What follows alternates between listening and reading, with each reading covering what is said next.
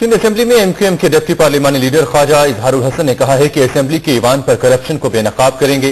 Sindh assembly के इजलास से कबल मीडिया से बात करते हुए ख्वाजा इजहारुल हसन ने कहा कि अपोजिशन लीडर का नाम जल्द जाहिर करेंगे। कल बाकायदा ऐलान के बाद मुत्तहिदा कौमी मूवमेंट के तमाम एमपीएस अपोजिशन का हिस्सा हैं और अपोजिशन का मुस्बत किरदार भी अदा करेंगे और जहां जहां हुकूमत के रास्ते में हमें जहां जहां हुकूमत के इक़दामात को रोकने में और बेनकाब करने में अपना किरदार अदा करना है हम वो भी करते रहेंगे। इस बार एक तब्दीली जरूर है कि अब हम उन तमाम बातों को जो हमने फ्लोर ऑफ द हाउस किए हैं, जो हमने इंडोर मीटिंग्स में किए हैं और जिसकी हम मुखालफत करते रहे, उसको हम पब्लिकली अब वन बाय वन अनाउंस करते रहेंगे, पब्लिकली एक्सपोज करते रहेंगे, करप्शन को बेनकाब करेंगे, जालसाजियों को बेनकाब करेंगे और जो कुछ भी बदनवानियां हुई हैं उनको भरपूर तरीके से बेनकाब करेंगे।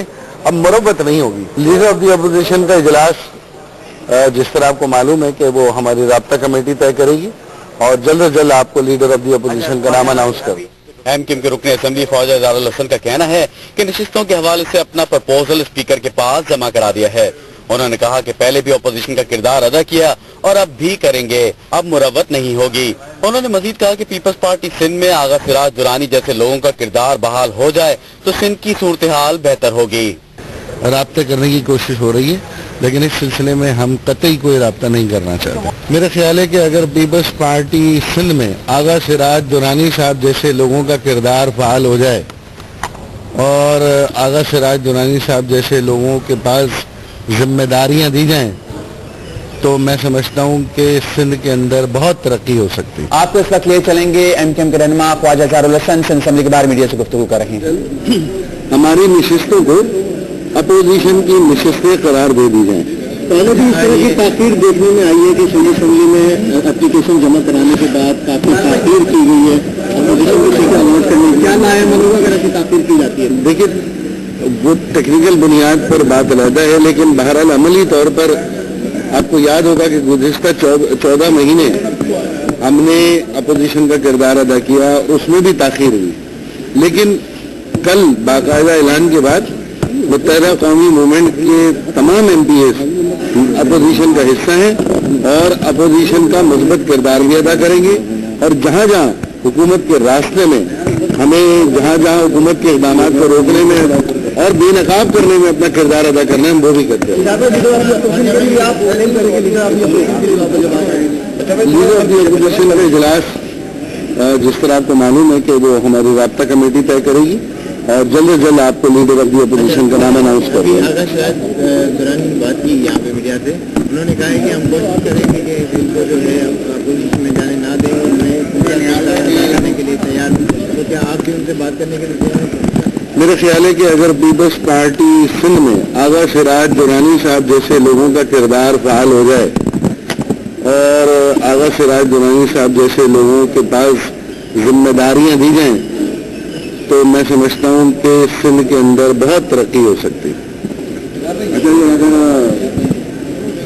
रहमान मलिक साहब को किरदार अदा करने वाले हैं क्या?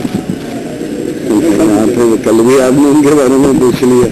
मैं यकीनन वो पीपल्स पार्टी के स्पोर्ट्समैन उनसे पूछे, मैं तो सिर्फ ये बात करूंगा कि राब्ता करने की कोशिश हो रही है लेकिन इस सिलसिले में हम कतई कोई राब्ता नहीं करना चाहिए। मोशन वगैरह जमा कराई थी आपने आज शुरू किया।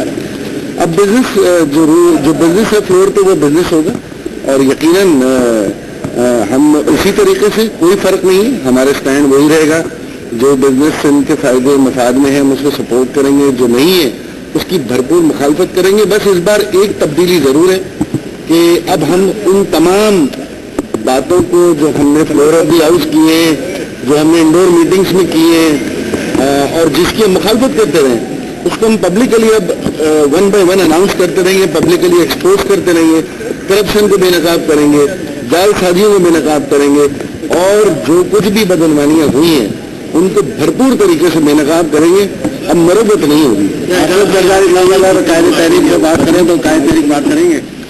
आसिफ अली जरदारी साहब अगर कायदे तहरीक से राब्ता करें बोलिए तो अभी अगर तो AR भाई न्यूज़ की बंदिश पर हम भरपूर मजम्मत करते हैं और ये बात हमने जियो न्यूज की बंदिश में भी कही थी। और इस तरीके से अगर मीडिया को बंद करने का सिलसिला या मीडिया को कदगन लगाने के सिलसिले का आगाज हो गया तो फिर ये सफर सिर्फ यहाँ नहीं रुकेगा, ये सिर्फ ARY तक नहीं होगा, कल किसी और की बारी होगी।